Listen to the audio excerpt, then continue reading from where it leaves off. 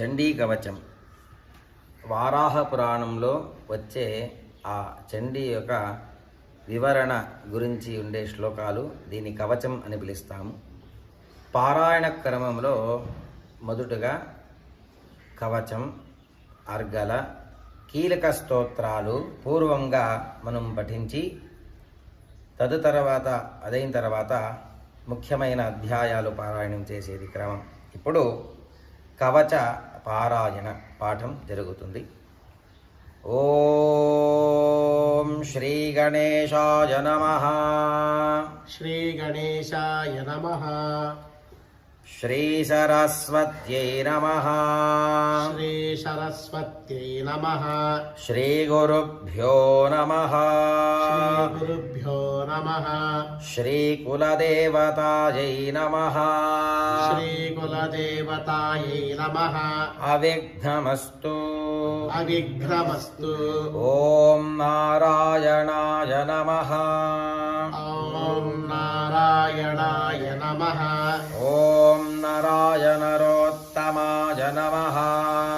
ఓం నారాయణరోత్తమాయ నమః. ఓం సరస్వతీదేవ్యై నమః. ఓం సరస్వతీదేవ్యై నమః. ఓం వేదవ్యాసాయ నమః. ఓం వేదవ్యాసాయ నమః. అస్య శ్రీచండీకవచస్య